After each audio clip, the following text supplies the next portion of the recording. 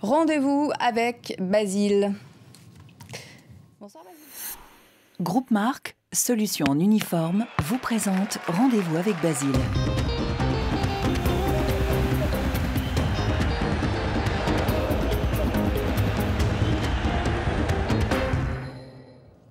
Bonsoir Basile Boli. Bonsoir. Donc vous êtes exceptionnellement avec moi ce soir sur le plateau. Vous étiez auparavant en Afrique pour suivre cette CAN et Benoît Perrochet est là aussi depuis Libreville. Alors avant de vous retrouver messieurs, un coup d'œil aux résultats de la soirée. Le Soudan et l'Angola, on le disait à l'instant, ont fait match nul, 2 buts partout. Mais le résultat qui était le plus attendu, c'était celui de la Côte d'Ivoire, l'un des favoris qui affrontait son voisin burkinabé à l'arrivée pour en parler, donc direction le Gabon. On retrouve notre envoyé spécial Benoît Perrochet. Benoît, les Ivoiriens ont évité le scénario sénégalais. Les voilà qualifiés.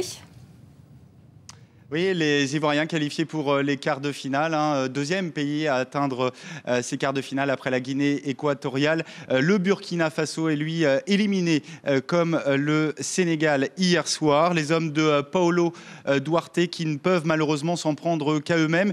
Face à l'Angola, ils avaient été très approximatifs sur le plan défensif. Ce soir, derrière, ils ont encore été fragiles, trop fragiles pour espérer l'emporter face aux Ivoiriens.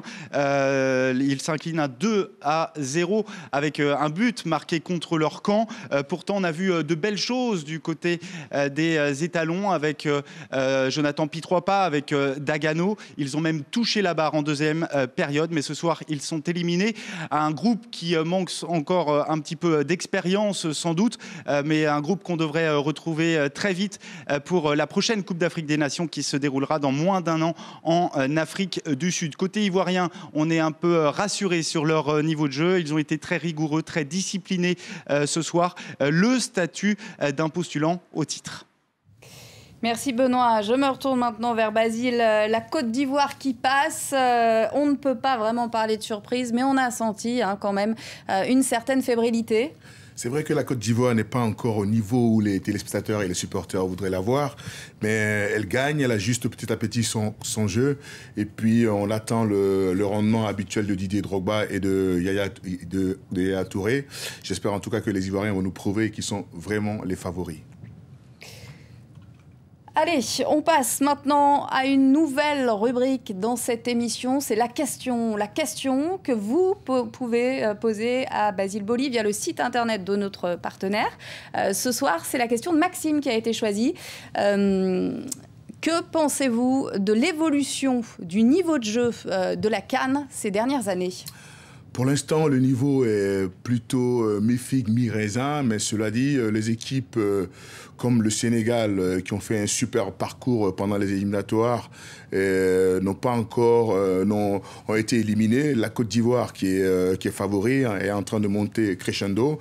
Je crois que le niveau, c'est un niveau moyen. Il faut être vraiment, juste, c'est un niveau moyen, mais on attend de gros matchs pendant les quarts de finale.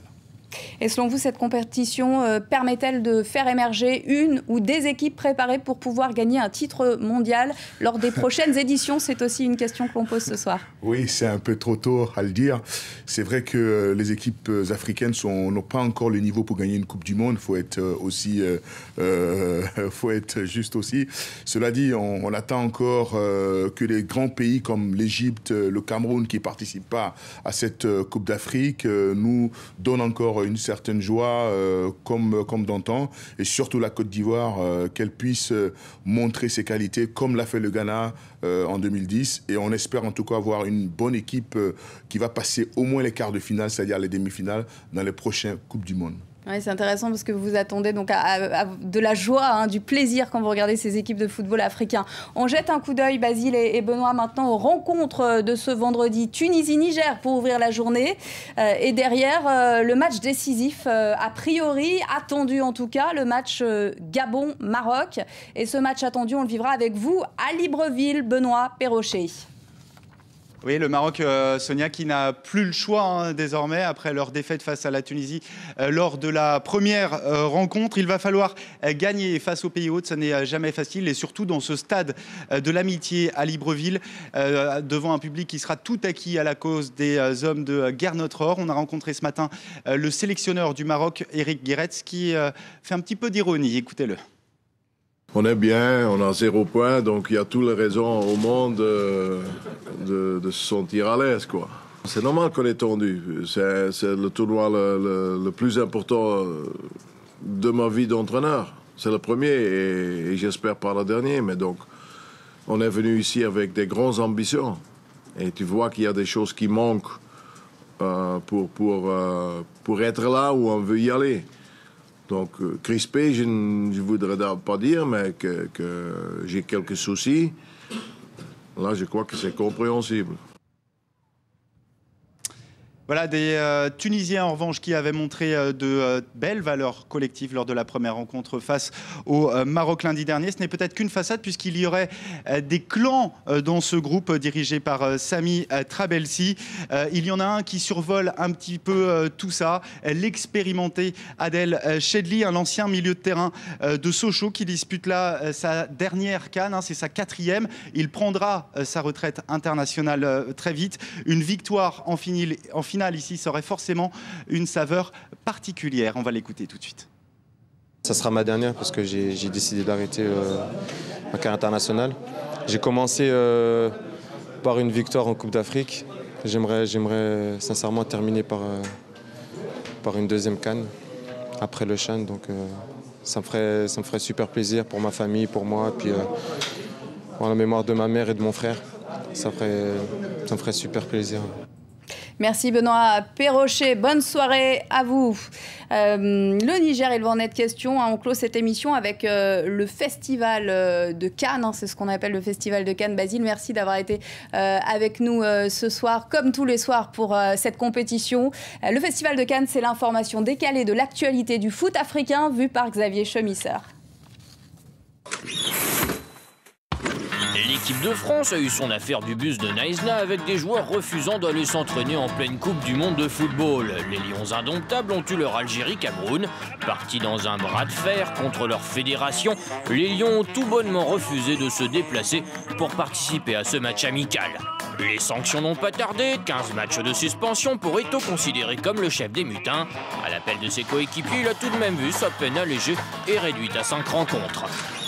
Mais à l'arrivée, la tanière est son dessus-dessous. Alors pour y remettre un peu d'ordre, on a décidé de faire revenir un vieux sage. Rigobert Song, ancien capitaine des Lions, est appelé désormais à œuvrer comme team manager.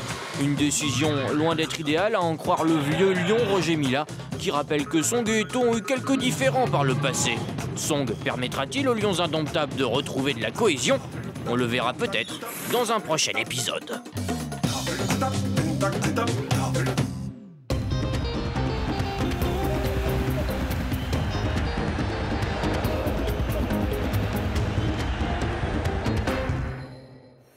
Groupe Marc, solution en uniforme, vous a présenté Rendez-vous avec Basile.